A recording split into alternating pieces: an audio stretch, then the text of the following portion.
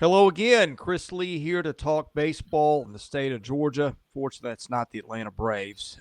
That's another team in the state of Georgia that plays at the NCAA level, the Georgia Bulldogs.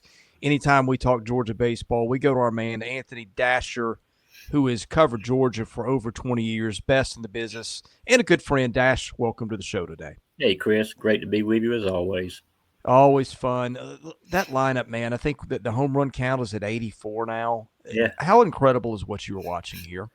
it's pretty incredible. I mean, you've been around the block a while too. This reminds me of some of those old LSU teams with the gorilla ball. Yeah. I mean, it's just up and down the lineup. They're a threat to go deep. I mean, what we're seeing from Robbie Burnett and Ryland Zaborowski is something I just did not see coming. I'll be honest. Yeah. I was sitting here wondering, I mean, how would these guys adjust to SEC pitching? Well, turned out they're adjusting to SEC pitching just fine. So, Yeah. and then you look what Slate Alford, who may be one of the most underrated players, I think, in the entire conference, what he's done now. He's finding his power stroke, has 9 home runs. But Devin Obie, even Henry Hunter's got 6 home runs this year. I mean, Nolan McCarthy's got 5 or 6. I mean, and Tre Phelps, he does hurt. Hopefully, he's going to come back this week. He's another power guy. So, just up and down the lineup, just a ton of talent, and they like to say, like to feed the trees, and that's what they've been doing this year in Athens. Boy, they do. And if you just, I like playing this little game where we just get one piece of the puzzle. If you told me that, I think, because I may have a one-day-old stat sheet, but Tre Phelps, I think, is like 9th on the team in home runs. Yeah, if 5. You told me to go in the season, I said they might be in trouble. Yeah. I mean, like I said, he's had a little hamstring issue going on right now and hasn't played in the last 4 games. But I mean, the talent they've got around him right now, again, it's been crazy. I mean, this is by far the deepest lineup I've seen the Georgia team have in all the seasons I've been covering. I didn't think I would be saying that whatsoever after last year, what Charlie Condon did, what Corey Collins was able to do, that this team would have more length and more power than last season's, but it does. What are they doing development-wise, particularly with Burnett and Zaborowski? Because those guys, I think they've already eclipsed, at least Zaborowski has, his home run total of a year ago. Yeah, he did. Last year he had, I think he had 10. He had 20, I think, as a freshman at Miami of Ohio, but he kind of took a step back power-wise. But Will Cogg and Nick Amorati, who came over from Kentucky, I think just deserve a ton of credit. I actually talked to Will about had a sit down with him a week ago to talk about some of these guys, Ryland included. Surprisingly, it's more mental. It's nothing he's done like having their hands a certain way. He hasn't tweaked the swing.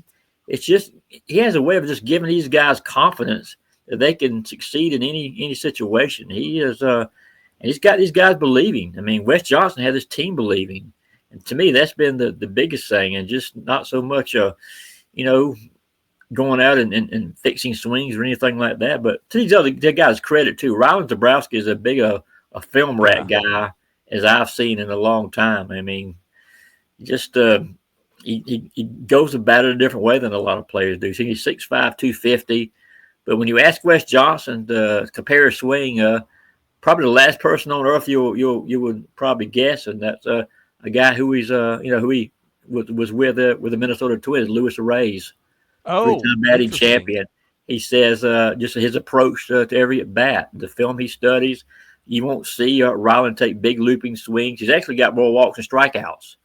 I think like 17, 18 walks, like about 13 or 14 strikeouts this year. I don't have the exact numbers in front of me. And the kind of same thing with Robbie Burnett. Robbie Burnett is not a guy you want to go watch in BP. He will not blow you away, but once the lights come on, something clicks within the guy. And so far, he's again, it's just been incredible. Hitting that's been a solid in that number 3 spot. Gives Georgia, a very good defensive outfielder. Has 11 steals. Has really been able to do it all for him. Dash, I think I botched the pronunciation, so it's Zaborowski. Yeah, Zaborowski. Zaborowski. Okay, Zabor. Yeah, call him Zabo. Call him Zabo. Yeah, I mean, everybody's going to know by the end of the season. The Arias comp is not one. I mean, you could have had me name 2,000 players. I woun't have come up with that one. Yeah. Just the way he goes about it, his business, his swing is he'll inside out. He'll take it all fields. I mean, I've seen him hit some line drives to right, and of course, I've seen him hit some 450-foot shots to left center. He's a very unique young man. Definitely the biggest I've seen in a Bulldog uniform. That is for sure. How do they keep all these guys happy? Because if you'd said, how's this playing out, who's a regular, I would have thought Ryan Black would have been more part of what they've done. And he's been really good when he's played. Christian Adams, I think, played more at Florida Atlantic than he's played this year. Same thing. Has hit well, but somebody's, got to be on the bench if you're going to get 9 of these hitters in, and they got more than 9 who can really play. Like, what's been the key to just keeping the chemistry and in a place where you need it to be when you got this much competition? I think that's all due to Wes Johnson. I mean, he's got these guys believing in the plan. It's funny you mentioned both of those guys. Christian Adams got off to a slow start this year. Was just really scuffling, but they go to Florida, his home state, and he hits 3 or 4 home runs in that one. And since that game, that series has really been on fire. Now we've seen him play second base. He's placing first. And coach will switch guys around. He's not afraid to mix his lineups up. I don't think we've seen Wes have the same lineup, consecutive games, all season long, and just everybody's pushed his work. I mean, give you another funny example too. One of the Florida games, Brennan Hudson is a guy who they transferred. They got from Georgia State. He had a hit all year long. They put him at first base against Florida. He hits a home run for his first hit of the year. Just that kind of thing that's kind of been happening for Georgia. And Wes, like I said, Wes has these guys believing. He's again just really big on analytics. If he has a hunch, he'll look at analytics at some of the numbers. Say, hey, this guy might have a good game against this particular pitcher. He'll stick him in there. He's not worried about that. And that's something, again, the players have bought into it. There has not been 1 ounce of grumbling or anything like that. They have really bought into what he's trying to do. Give me a hitter that we're not talking enough about. I think that would be, let's see, Daniel Jackson, the catcher, outfielder. Daniel's the guy that came over from Wofford, played a lot last year, had 17 home runs, drove in 65 runs. Maybe the strongest guy on the team. I'm saying that even with Zaborowski on the squad. This guy had 9 home runs, had the game winner against Auburn the other day in a 3-run homer to walk it off. Just a tremendously powerful guy. I mean, you look at some of the major league, draft experts talk about guys for 26. His name is starting to climb up those ranks a little bit. Again, just a dynamic bat for Georgia. A guy, again, who doesn't play all the time. He's got 8 home runs and maybe like 65, 66 at bats for Georgia this year. So he's a very dangerous hitter. I'm kind of grouping teams in this league right now. And I think you've got Georgia, Tennessee, LSU, Arkansas up in that elite tier. Maybe Texas. I'm not as sure about Texas. I'm not sure there's as much staying power with some of the underlying numbers that I'm seeing. But let's just use those 4 as an example and exclude Texas. The all lineups are all similar. Ton of depth. Got guys on the bench who can mash. 1 to 9 tough outs, bombs aplenty. Then I look at those pitching staffs and I say, okay, Tennessee's is leading the conference in a ton of categories. LSU has got 4 or 5 guys who can really pitch and some talented guys who are kind of underachieving. Arkansas's got tons of mound talent. That's what was supposed to carry them. And then you got Georgia, which they throw, close to 2 dozen guys. And I'm not really sure about any of them at this point. Paint me the picture of this pitching staff at the moment. Well, it definitely has a lot of power arms. I'll start with that. In some ways, I think the number is a little misleading for Georgia. You look at opponents' batting average against. Teams are hitting just 221. Problem with Georgia early in the season and early in part of SEC play, walks have been an issue. They walk more than what they should, but they're striking out a ton of guys. At the same time, injuries have played a role. I mean, Charlie Goldstein coming off the brace surgery. Colton Smith, is really starting to round into shape now. He's pitched 6 innings of no-hit ball in relief going back to the last 2 games. He's getting stronger. And then you've got, Leighton Finley's been a little up and down with some of his some location issues he's been having. But you look at what they've got around them. Brian Curley, who's now stepped in the rotation, a guy who was has done very well in his 2 starts so far. Had 5 innings of no run ball against the Florida. He's getting a lot of strikeouts. But again, you look at the guys in the bullpen. They probably got, again, I think I might have told you before, they got 17 or 18 guys who can throw it 95 or higher. Yeah, they're bringing some heat now.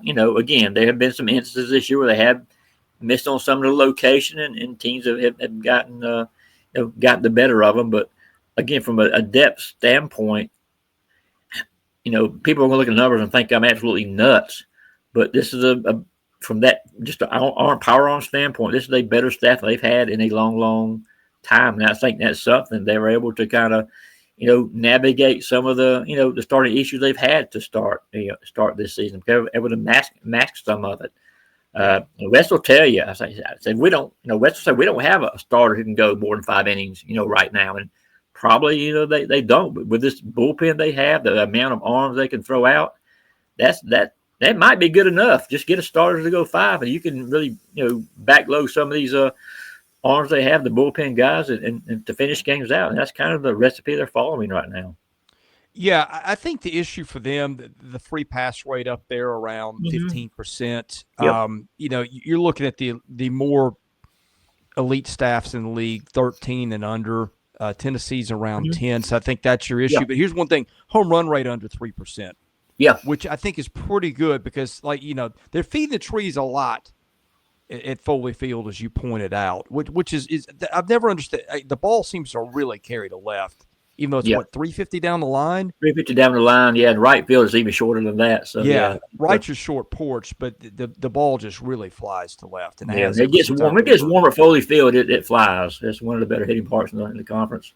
Yeah, and the flip side of that is I think their staff, you talked about the batting average against, they have done a pretty respectable job of keeping the ball in the park, which has been an issue for pitching staffs facing them. Yeah, no doubt about that. That's something that kind of got them a little bit. Auburn had some good swings, last week. Again, it was a very, very warm weekend. I think kind of played into it a little bit, but they're just focusing right now on just eliminating the walks, eliminating the hit by pitches. The self-made mistakes that get teams in trouble is what Coach Wes is trying to get this team to cut down on. Because again, just from a pure talent standpoint, arm talent standpoint, they feel they've got a staff that can help lead them deep in the postseason.